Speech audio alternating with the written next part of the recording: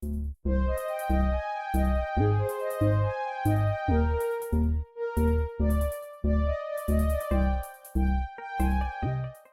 everyone, I hope you're all well. So could there be a huge discrepancy with the timeline into William Tyrrell, the Australian boy's disappearance? William's foster mother called the emergency services at approximately 10:56 a.m. on the day that William disappeared. But strangely, one of William's foster grandmother's neighbours was at a local tennis club when he heard a local policewoman receive a phone call about a missing child. This call was received by the female police officer at the tennis club at approximately 9:45 a.m, which was over an hour before William was reported missing. This is extremely bizarre and extremely concerning. What time did William Tyrrell really vanish? So I'm going to go into quite a lot more detail now, guys, and read for you a statement from William's foster grandmother's neighbour, the man that was at the tennis club, and the man that claims he heard a local policewoman receive the call about William's disappearance more than an hour before William's foster mother reported him missing. So the neighbour is called Richard Donahue, and he was at the Kendall tennis club before William Tyrrell vanished. He claims to have heard a policewoman at this tennis club receiving a call about a missing child. The phone call came just before CCTV captured Richard leaving this tennis club at around 9:43 a.m. So this Richard Donahue lived 270 metres from William's foster grandmother's home in Kendall, and he left the tennis club after hearing a call that a local policewoman took about a missing child. Now, due to this, police may have to rethink the timeline of William Tyrrell's disappearance after CCTV photos of Richard Donahue appeared leaving the Kendall tennis club, and this suggests that William may have gone missing up to an hour earlier than originally thought.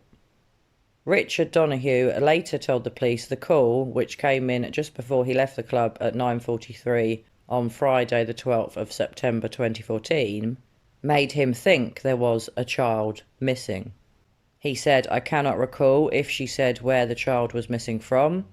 In one of 3 interviews that Mr. Donahue gave to the police after William vanished, he said, "I cannot recall if she said where the child was missing from." The call to policewoman Wendy Hudson and Mr. Donahue's departure from the club, which was caught on CCTV, happened approximately 45 minutes before William Tyrrell's foster mother states that William disappeared. And it was also more than an hour before William Tyrrell's foster mother made the 000 call, which is the emergency services number in Australia, to report that 3-year-old William had vanished. Child advocate Alana Smith has spoken out in the press in Australia and says that the timeline of William's last morning needs re-investigation. Alana said she's not here to accuse anybody. She said, "I am going over the things I think have not been and should be looked at." She said the William Tyrrell inquest needed to recall witnesses, including the policewoman Mr. Donahue spoke to that morning. Even though Mr. Donahue was interviewed 3 times by the police, he was never called on to give evidence before New South Wales State Coroner Harriet Graham. Now, I just want to say that Richard Donahue should not be confused with Robert Donahue of Tyrrell, who is somebody else that is convicted of awful crimes to children, and this person did testify, so I don't want to confuse Richard with Robert. It is definitely Richard Donahue that is the neighbour of William Tyrrell's foster grandmother. So I'm just going to show you some photos now. The first one shows Richard Donahue's BMW car, which was still at the tennis club at 9:42 a.m. And apparently police have said this is the real time and the CCTV was set 9 minutes early. A minute later, Richard Donahue's car can be seen leaving the tennis club for home after he says he was told a child had gone missing. And then moments later, in the next image that I'm showing, Mr. Donahue's car has disappeared from the street as he drove back to Benaroon Drive in Kendall more than an hour before William's foster mother dialed 000 to report him missing. In an interview that Mr. Donahue gave in February 2017, which was his third police interview, he says he arrived at Kendall Tennis Club at around 8:10 a.m. on the morning in question. In that interview, he was shown CCTV images of himself at the Kendall Tennis Club on the 12th of September 2014. In the interview, a secondary canvas of his original police statement in September 2014 includes a statement about why he left the tennis club that morning. Mr. Donahue said, "The reason I came to leave the tennis club was that Wendy Hudson, who I knew was a police officer, received a telephone call on her mobile. Ms. Hudson did not play tennis with Mr. Donahue at the club that morning and was not on duty at the time." Mr. Donahue said, "I saw her using the telephone. I do not know where we were standing other than being somewhere within the precinct of the tennis courts. After Wendy finished the call, I heard her say something to make me think there was a child missing. I cannot recall if she said where the child was missing from. Wendy said she was going. I cannot recall if I left before or after her. However, I left shortly after that call." I'm just going to show you the very iconic photograph of William that was taken on the day that he vanished, playing in his Spider-Man outfit. Now, the date of the photograph is definitely the 12th of September 2014, and the timestamp for that photograph is 9:37 a.m. and 44 seconds. So the timestamp on this photo, which shows William emitting a playful roar in his foster grandmother's home, shows a difference between when the picture may have been taken and the real time. Mr. Donahue also told police that the foster father of William Tyrrell came into his yard to search for William and seemed agitated. Mr. Donahue said that in his original statement he said he left the tennis club at 10:15 a.m, but he now accepted CCTV images of him show him leaving about half an hour earlier. Detective Senior Constable Roberts has told me that the camera time is incorrect and is 9 minutes slow. Detective Roberts also showed Mr. Donahue images from the CCTV system at Kendall Tennis Club that were time-stamped between 9:32 and 9:34 on the 12th of September 2014. Mr. Donahue has said that he agrees that it is him in the images, and he agrees that his car, the cream-coloured BMW, left the tennis club. Mr. Donahue also said, "If what Detective Roberts has told me about the time difference is correct, I agree these indicate I left the tennis club about 9:43 a.m. As I mentioned before, Mr. Donahue had William's foster father looking for William on his property and he seemed agitated. And from that, Mr. Donahue has said that it influenced his belief that he had left the tennis club later than the time recorded on the CCTV cameras. After returning home and having a cup of tea or coffee with his wife, he saw a man enter their yard. He believes this was at about 10:45 a.m. In William's foster mother's police statement, she claimed that William disappeared at about 10:30 a.m. The foster father of William arrived back from his trip to Lakewood shortly afterwards and before she called emergency services. So it was in Mr. Donahue's September 2014 police statement that he described the encounter with William's foster father. He said the man was agitated. The man was saying, "My boy is missing. I can't find my boy." I heard him constantly calling out the name William, and he was on his own. I believe this man was the father of the missing child. Before lunchtime on either Saturday the 13th or Sunday the 14th of September 2014, the man who I believe was the father of the missing child came back to my property. He seemed agitated. He didn't ask my permission and opened my roller door to my shed and went inside.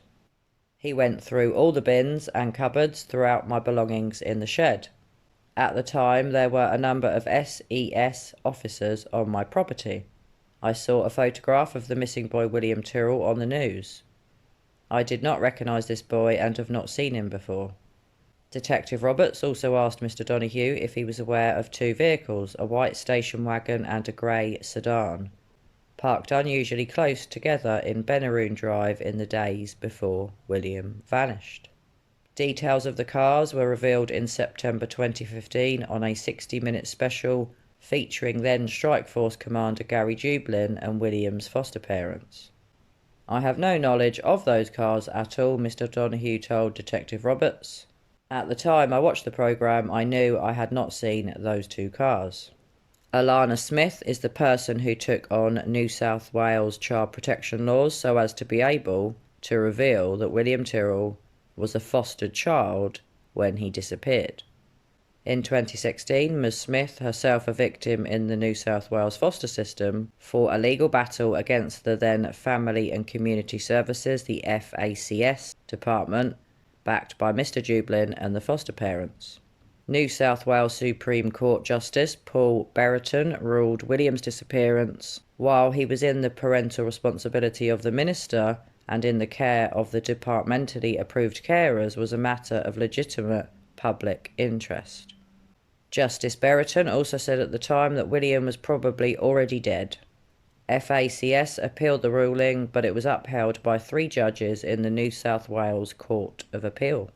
Ms. Smith said that while police were operating a high-intensity search at Kendall to find William's remains, she believed aspects of the case needed to be cleared up by Coroner Graham and detectives.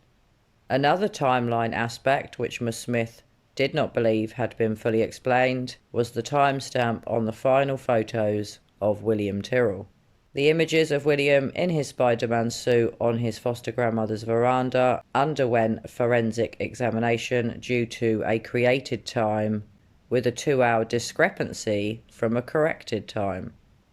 The iconic photo of William emitting a playful roar was used as crucial proof-of-life evidence by investigators to establish a time frame for his disappearance.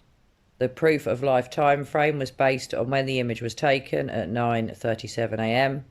and when his foster mother called the emergency services, it was between 10:56 and 10:57 a.m. However, that timeline was thrown into doubt by the photo's metadata, known as EXIF data, which suggested the picture may have been taken earlier. EXIF data is a kind of digital fingerprint imprinting the date and time the photograph was created. The image had a created time of 7:39 a.m. and a corrected time of 9:37 a.m. A new document from the 2,000-page evidence brief obtained by the Australian shows. The Australian police have now been ordered to do an urgent probe into the 118 unexplained minutes between the time of the photo and when William vanished. In 2019, Coroner Graham ordered a digital forensic expert urgently to resolve the timestamp issue, and it was determined that EXIF data could be displayed incorrectly for a variety of reasons. This included the camera's time and date settings being set up incorrectly, or not changed from the factory settings to real time. Ms. Smith said the community needed answers about that and the scenario suggested by Richard Donahue's police statement. "If there's nothing in it, there's nothing in it," she said. "It could be put to bed so easily, but it needs to be investigated. No wonder this case is like it is." The New South Wales Department of Communities and Justice, which responds to questions about investigations by the state coroner, said a new date for the delivery of the coroner's findings is yet to be set. The inquest was due to conclude in mid-2021, but further submissions and then the new search by Strikeforce Roseanne has not yet been finalised. As far as I'm aware, the date for William's inquest was moved to March this year, 2022, but it does appear it's been delayed very recently yet again. This timeline discrepancy really does worry me, guys. I do wonder whether William's foster parents messed with the timestamp on the final photo of William. And if they did, that is a massive red flag to me. Why on earth would you do that unless you had some sort of guilt or something that you were trying to cover up? Obviously, guys, these are just my thoughts and views, but no one messes with a timestamp on a photo unless they have a really good reason to. This is such a sad and heartbreaking case. I can't believe that William hasn't been found after 7 long years. And I do often sit and wonder what really happened to William Tyrrell on the 12th of September 2014. What do you think about this really bizarre timeline discrepancy? Do you think that William's foster parents are guilty of something? Do you think they've covered something up here? Or do you think that William Tyrrell was genuinely abducted, whether by chance, by someone he didn't know, or perhaps he was abducted by someone he did know? Personally, I don't think there was any abduction. I do believe, very sadly, that William's foster mother and potentially foster father are responsible for his disappearance. I really hope that some positive results come from the search that was recently wrapped up, the search that was done in and around the area where William's foster grandmother used to live. I do know that a bone fragment is still being investigated and hasn't been said yet that it is an animal bone. They haven't confirmed whether human or animal yet. Tests are still being carried out. And there are also tests still being carried out on different materials that were found in the search. They definitely found material of blue and red colour, and I do find that extremely concerning because the Spider-Man outfit that William vanished in is blue and red. I think in the next few weeks or months we'll learn what came of that search, and perhaps a new date will be set for William Tyrrell's inquest. Do you think the parents could have amended the timestamp of the photo? And if you do think that they did, why do you think they had to do that? To me, it can only be a sinister reason. So guys, what do you think about this? It's extremely weird. I really want to know your thoughts, so please pop your comments below. Do you think this big discrepancy in the timeline is concerning? Because I really do. So I will look forward to reading your comments on this, guys, because I'm really wanting to discuss this case with you to know what you think about it. Sadly, I do believe, and I haven't wavered in my opinion, that William's foster mother is responsible in one way or another for his tragic disappearance. Well, anyway, guys, I will keep you updated on William's case. It is a case that I wish to continue reporting on. Maybe the famous Spider-Man costume that he had on when he disappeared will be found, and if it is, and it means that William is dead, at least the truth has finally come out, and hopefully, fingers crossed, William Tyrrell will get the justice that he deserves. Well, anyway, guys, I hope you're all well and taking care of one another, and as usual, I'm going to be back with you all very soon for another true crime video. Bye for now.